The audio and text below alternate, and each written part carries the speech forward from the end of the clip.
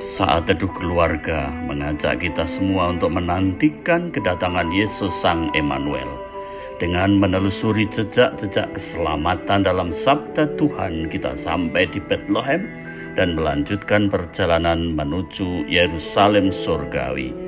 Maranatha, datanglah Tuhan.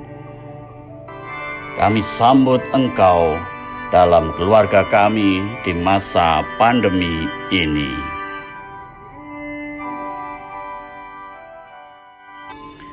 Dalam nama Bapa dan Putra dan Roh Kudus. Amin. Maria menerima kabar dari malaikat Tuhan, maka ia mengandung dari Roh Kudus.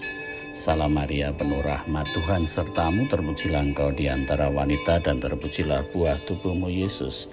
Santa Maria Bunda Allah, doakanlah kami yang berdosa ini sekarang dan waktu kami mati. Amin. Sabdaku ini hamba Tuhan, terjadilah padaku menurut perkataanmu. Salam Maria, penuh rahmat, Tuhan sertamu, terpujilah engkau di antara wanita dan terpujilah buah tubuhmu Yesus. Santa Maria Bunda Allah, doakanlah kami yang berdosa ini sekarang dan waktu kami mati. Amin. Sabda telah menjadi daging dan tinggal di antara kita. Salam Maria, penuh rahmat, Tuhan sertamu, terpujilah engkau di antara wanita dan terpujilah buah tubuhmu Yesus. Santa Maria Bunda Allah, doakanlah kami yang berdosa ini sekarang dan waktu kami mati. Amin. Doakanlah kami ya Santa Bunda Allah, supaya kami dapat menikmati janji Kristus. Marilah berdoa. Ya Allah, karena kabar malaikat kami mengetahui bahwa Yesus Kristus Putramu menjadi manusia, kami mohon curahkanlah rahmat-Mu dalam hati kami, supaya karena sengsara dan salibnya, kami dibawa kepada kebangkitan yang mulia oleh Kristus Tuhan kami. Amin. Yeremia, nubuat peratap. Yeremia hidup pada zaman bangsa Yehuda mengalami ketidaksetiaan parah. 5 raja memerintah, Yosia, Yoanas, Yoyakim, Yoyakin, dan Sedekia dengan pergulatan perjanjian. 40 tahun Yeremia berkarya di situ. Selain adat kebiasaan harian yang jauh dari perjanjian Tuhan, bangsa juga menghadapi tekanan Babilonia yang telah mengalahkan Asyur dan Mesir. Kehancuran Yerusalem pada tahun 612 dan 597 dengan dibawanya orang pilihan ke Babilonia. Bangsa yang dikalahkan ini ditawan ke Babilonia, termasuk Daniel dan teman-teman serta Yehezkiel. Pembaharuan Yosia, Raja Yehuda saat ia memerintah, dan Yeremia hidup pada zamannya tampak sia-sia belaka. Nubuat kehancuran oleh bangsa-bangsa ini menjadi madah yang dinyatakan Yeremia. Ratapan bangsa akibat dosa tidak terhindarkan, tetapi Allah selalu menunggu untuk mengampuni. Dosa besar bangsa adalah penyembahan berhala, amoralitas, dan nubuatan palsu. Allah yang penuh kasih.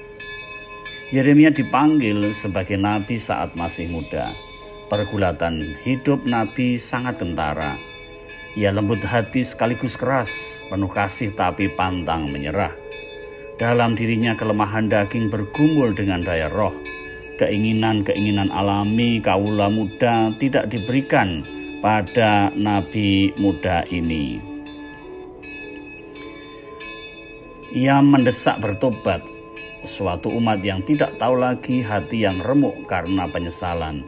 Ia menelanjangi dosa-dosa bangsanya dan menyatakan hukumannya, walaupun dia tahu bahwa usahanya itu akan sia-sia.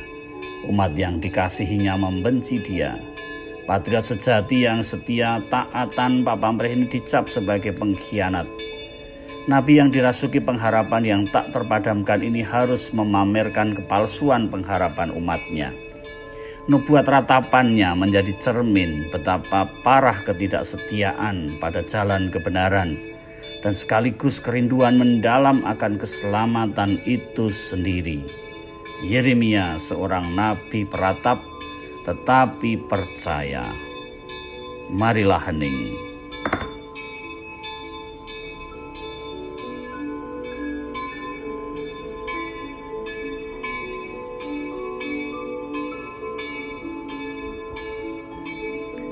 Marilah berdoa.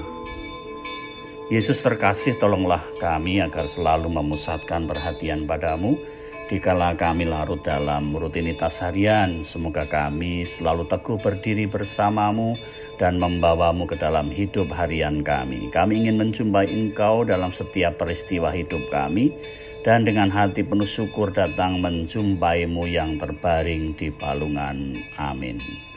Bapa dan Putra dan Roh Kudus. Amin.